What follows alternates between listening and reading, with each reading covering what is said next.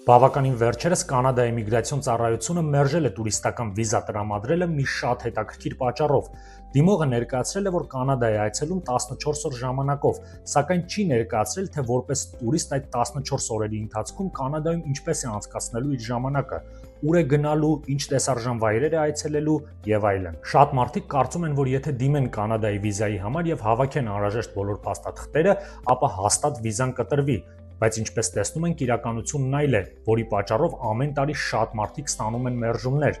Իրականում Կանադայի միգրացիոն համակարգը տուրիստական վիզաների հարցում գնահատում է մի քանի կարևոր գործոններ։ Օրինակ, արդյոք դուք ունեք կապ ձեր բնակության երկրի հետ, այսինքն աշխատանք, բիզնես, գույք, այլ հանգամանքներ, որոնք հստակ ապացուցում են, որ դուք հետ եք վերադառնալու։ Երկրորդ կարևոր գործոնը ձեր այցի նպատակն է։ Եթե դիմումի մեջ հստակ ու համոզիչ բացատրված չէ, թե ինչ նպատակով եք այցելում Կանադա, քանի օրով եւ ինչպես եք կազմակերպելու ձեր հանգիստը, դա նույնպես մերժման հիմք է։ Եվ ամենակարևորը՝ հրավերի նամակ։ Հրավերի նամակը այստեղ եւս մեծ դեր ունի։ Շատ մարդիկ մտածում են, որ հրավերի նամակը պարզապես բարեկամական նամակ է։ Գրում են մի քանի նախադասությամբ, ստորագրում են, կցում են իրենց անձնագրի սկանը եւ մտածում են, որ դա բավարար է, բայց իրականում վատ պատրաստված հրավերը թուլացնում է ամբողջ վիզայի դիմումը։